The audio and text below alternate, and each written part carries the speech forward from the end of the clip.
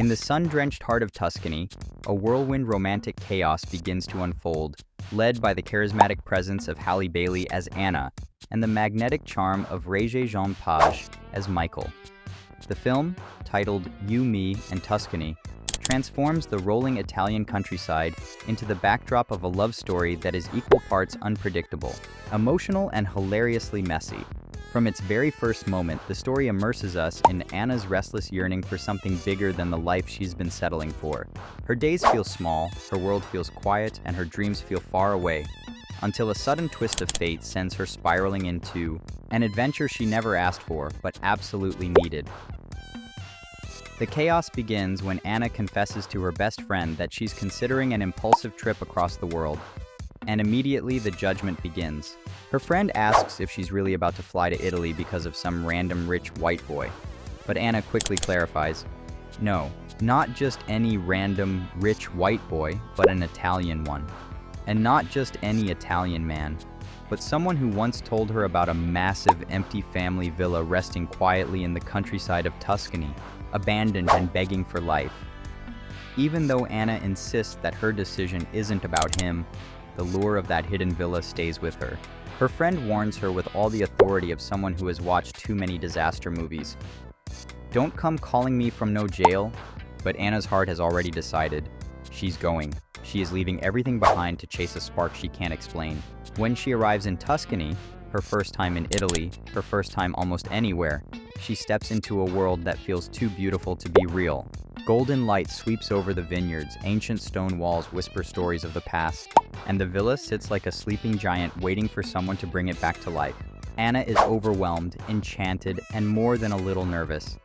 And just when she starts exploring the villa, she stumbles upon something shocking, an engagement ring casually tossed into a junk drawer.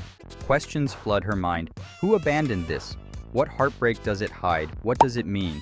Her curiosity doesn't have time to settle before chaos knocks on the door in the form of Matteo, the original Italian man connected to the villa, and he doesn't show up alone. What follows is a rapid-fire misunderstanding so wild that Anna barely understands it herself. Matteo's family believes she is his fiancée. She insists she isn't. They insist she is. And when Matteo panics, the lie snowballs into an avalanche she cannot escape from. Matteo's relatives corner her with an impossible choice: pretend to be his fiancée, or go to prison for trespassing on their family property. It is, in their words, very romantic either way. But before Anna can fully process her fake engagement, another figure steps into the picture, and everything changes. Enter Regé-Jean as Michael, Matteo's nephew. A man who is stylish, charming, grounded, and immediately impossible for Anna to ignore. Their chemistry strikes like lightning. Michael looks at her with curiosity and warmth, but also suspicion. Who is this woman pretending to marry his uncle? Why does she seem so out of place yet so naturally connected to the land around her? As the days unfold, Matteo's family welcomes Anna with a warmth she has never known. She is introduced to the vibrant Gabriella, who insists on giving her a full tour of the family's vineyard, the same vineyard where Matteo and Anna are supposedly getting married. Gabriella sees something in Anna that no one back home has ever noticed: potential, passion, and a natural instinct for creation. When Anna reveals she's a chef, Gabriella lights up. She tells Anna she belongs there, in kitchens scented with basil and rosemary, in gardens overflowing with herbs, in a place that appreciates the art of cooking the way Anna always has. Suddenly, Anna feels something she hasn't felt in years, like she's home. Yet, even as she begins to fall in love with her surroundings, she also finds herself falling for someone she absolutely should not be falling for: Michael. Their connection is instant and undeniable. He sees through her nerves, her confusion, her fears. He encourages her in ways Matteo never has.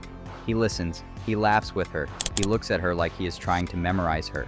And Anna cannot help but notice that the man she is supposed to be pretending to marry, Matteo, doesn't make her heart race the way Michael does. What started as a lie is quickly spiraling into a truth she can't ignore. Anna tries to keep things simple, but nothing is simple in the Italian countryside. Between vineyard tours, fake wedding planning, family dinners, and the pressure of maintaining a lie that grows heavier with each passing day, Anna reaches a breaking point. She confides in her friend over the phone, who reacts with the kind of dramatic judgment only a best friend can deliver.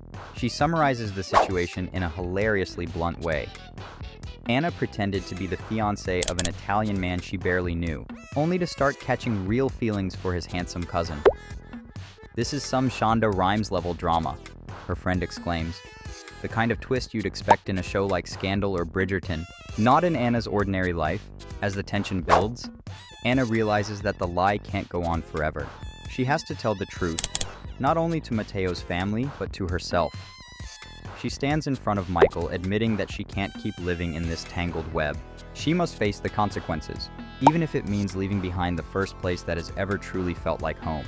But Michael encourages her gently, telling her that she's stronger than she thinks, and that she has every right to choose the life she wants instead of the life she's been settling for. A new layer of emotion unfolds when Michael asks if Anna's mother will be attending the wedding, still believing the wedding is real. Anna's voice cracks as she explains that she doesn't really have family. She has always felt alone, drifting, searching for a sense of belonging she never fully found. But in this unexpected Italian household, surrounded by people who laugh loudly, love fiercely, and welcome strangers without hesitation, Anna experiences something new. "You do now," they tell her. For the first time, she feels chosen. But just as Anna begins to let herself feel safe, everything unravels. Matteo returns unexpectedly, demanding answers. He confronts both Anna and Michael as the love triangle explodes into full emotional chaos. Matteo wants to know why Anna is there, why Michael is so invested, and why this simple misunderstanding has spiraled into a war of affection and confusion. Suddenly, every secret, every suppressed feeling, every unspoken truth comes rushing to the surface. The beauty of You, Me, and Tuscany lies in this emotional collision. A story about discovering who you are when you're forced, far outside your comfort zone, about learning that love is not always found in the places you expect, and that sometimes the wrong decisions lead you to exactly where you were meant to be. Amid the breathtaking landscapes of Italy, Anna must confront not only Matteo and Michael, but her own fears about love, belonging, and identity. And as the film races toward its emotional climax, Anna faces her final question. Will she stay and fight for the life she has only just begun to imagine? Or will she run back to the old world that never truly saw her? Through heartbreak, humor, confusion, family chaos, and breathtaking romance, Anna discovers that life is not about playing it safe. It's about choosing the path that sets your soul on fire.